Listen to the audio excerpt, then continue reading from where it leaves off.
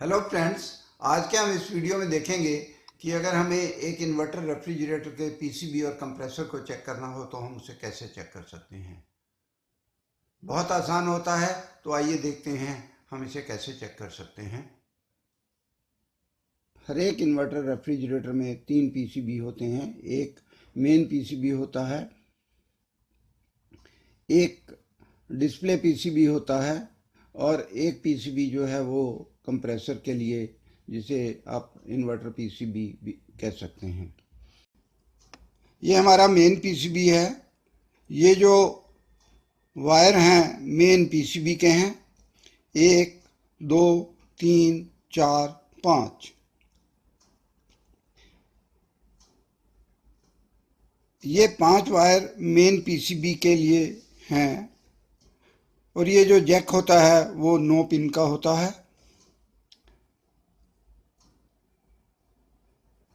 इसमें 3 जैक होते हैं और इन्हें अनलॉक करने के लिए ये जो ऊपर लॉक लगा है वो हटाना पड़ता है। अब हम ये जैक देखें, जैसा कि इसमें 9 पिन हैं मगर तार 5 लगे होते हैं और इसी जैक से आगे फैन मोटर और हीटर को सप्लाई जाती है। ये जैक जो है वो डिस्प्ले पीसीबी के लिए है, दूसरा जैक जो है वो सेंसर्स के लिए है और तीसरा, जैसा अभी मैंने आपको 9 पिन वाला जैक दिखाया, ये पावर सप्लाई के लिए है। इन्वर्टर पीसीबी में मेन कॉर्ड के लिए 2 टर्मिनल पॉइंट होते हैं और कंप्रेसर के लिए एक आउटपुट जैक होता है और दूसरा जो है वो कंप्रेसर को टर्मिनल के लिए कनेक्शन करने के लिए जैक होता है। अभी ये इन्वर्टर पीसीबी में जो हमारा कंप्रेसर वाला पीसीबी है, इसमें जो मेन सप्लाई आती है और ये जो मेन सप्लाई है, यहाँ से ये जो आगे जैक लगा हुआ है, यहाँ से ये मेन पीसीबी में जाती है और मेन पीसीबी को भी सप्लाई मिलती है। तो मेन पीसीबी में जो हमारे पास जैक हैं, उसमें जो सेंसर वाले पॉइंट होते हैं उनमें हमें 5 वोल्ट डीसी मिलता है। ये सेंसर अलग अलग रेफ्रिजरेटर में अलग अलग हो सकते हैं। जैसे ये बेको का रेफ्रिजरेटर है और इसके अंदर जो है वो 3 सेंसर दिए हुए हैं।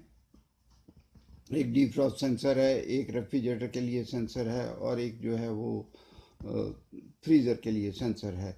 तो यहाँ पे इसी तरह ये अलग अलग सेंसर लगे होते हैं और हर एक सेंसर के अंदर 5 वोल्ट डीसी उसको ऑपरेट करने के लिए होता है। सेंसर वाले दोनों पिन के अंदर अगर आप वोल्टेज चेक करेंगे तो आपको, जब रेफ्रिजरेटर में हमने सप्लाई ऑन किया हुआ है, तो 5 वोल्ट डीसी मिलेगा।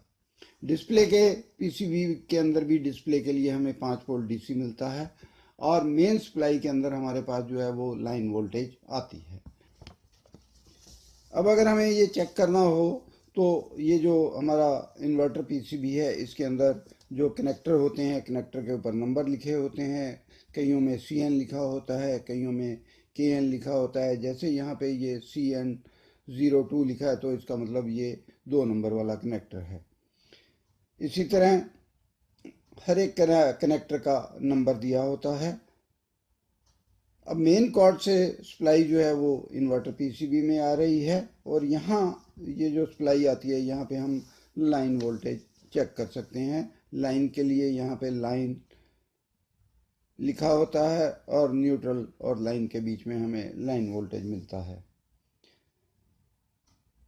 नेक्स्ट कनेक्टर अगर आप देख रहे हैं तो ये यहाँ पे AC वोल्टेज पीसीबी को मिलता है और यहाँ से आगे जो है ये सेम वोल्टेज पावर सप्लाई जो होती है में चला जाता है, जो कि ऊपर हमारे पास जो दूसरा पीसीबी मैंने अभी आपको दिखाया मेन पीसीबी में होता है। और ये जो लास्ट कनेक्टर है, इसमें हम फ्रीक्वेंसी चेक कर सकते हैं और ये फ्रीक्वेंसी जो है ये हमें तभी मिलती है जब ये मेन पीसीबी में कनेक्ट होता है और इसके अंदर हमें अगर वोल्टेज चेक करें तो हमें 2 से 3 वोल्ट डीसी वोल्ट मिलता है। और जिन मीटर्स के अंदर फ्रीक्वेंसी नापने का सुविधा होती है उनमें हम फ्रीक्वेंसी को भी नाप सकते हैं। ये फ्रीक्वेंसी वेरी करती रहती है और इसी से कंप्रेसर की जो स्पीड है वो कम ज़्यादा होती है। अब पावर ऑन करके हम कंप्रेसर के जो जैक है उसके अंदर हम वोल्टेज चेक कर सकते हैं। और ये न्यूट्रल और ये जो 3 पिन वाला जो कनेक्टर है कंप्रेसर का जो UVW में जाता है, अगर हम इन तीनों में वोल्टेज को चेक करते हैं तो बराबर वोल्टेज मिलता है और ये हमें 110 से 120 वोल्ट के बीच में मिलता है और ये तीनों पिन में एक समान होता है। ये वोल्टेज कम ज़्यादा हो सकता है लाइन वोल्टेज के इनपुट के हिसाब से। अगर इनपुट वोल्टेज यहाँ पे ज़्यादा आ रही है तो हमें यहाँ थोड़ी वोल्टेज ज़्यादा भी मिल सकती है। यहाँ पे जैसा कि हमें 240 वोल्ट AC मिल रहा है तो यहाँ पे आगे भी हमें वोल्टेज ज़्यादा मिलेगी। और अगर ये तीनों पिनों में सेम वोल्टेज आ रही है तो इसका मतलब है ये हमारे जो दोनों PCB हैं वो ठीक से काम कर रहे हैं। डिस्प्ले PCB के लिए अगर हमारे पास डिस्प्ले वाले जैक में 5 वोल्ट DC आ रहा है और डिस्प्ले नहीं चल रहा है तो इसका मतलब डिस्प्ले PCB में खराबी है। और अगर यहाँ पे ये 5 वोल्ट DC नहीं आ रहा है तो मेन PCB की प्रॉब्लम है।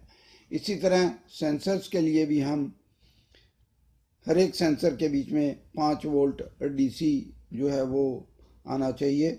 और सेंसर को चेक करने के लिए आप मेरा वीडियो देख सकते हैं, क्योंकि किसी भी सेंसर को चेक करने के लिए हम किलो ओम वाली सेटिंग पे क्लैंप मीटर को रखकर और उसका रेजिस्टेंस चेक कर सकते हैं। 25 डिग्री टेम्परेचर के ऊपर हर एक सेंसर की जो वैल्यू होती है वो हमें पता चल जाती है। जो भी वैल्यू आती है वो उस सेंसर की वैल्यू होती है। तो इस तरह हम किसी भी इन्वर्टर रेफ्रिजरेटर के सभी PCBs को सेंसर्स को चेक कर सकते हैं। कंप्रेसर को चेक करने के लिए बहुत सिंपल है, हम उसके तीनों टर्मिनल के बीच में रेजिस्टेंस चेक करें। और ये जो रेजिस्टेंस है अलग अलग कंप्रेसर के मॉडल के हिसाब से होता है और किसी में ये 1 ओम के आसपास होता है, किसी में 10 ओम के आसपास होता है। तो अलग अलग कंप्रेसर की रेजिस्टेंस होती है, मगर ये तीनों पेयर के बीच में हमें रेजिस्टेंस जो होता है वो सेम। तो दोस्तों उम्मीद है आपको मेरा ये वीडियो अच्छा लगा होगा और इससे आपको इन्वर्टर रेफ्रिजरेटर के PCB और कंप्रेसर चेक करने में आसानी होगी। अगर आपने मेरे चैनल को सब्सक्राइब नहीं किया है तो आप सब्सक्राइब करें, बेल आइकन का जो बटन है उसे प्रेस करें ताकि मेरे आने वाले वीडियोस की जानकारी आपको मिलती रहे। धन्यवाद।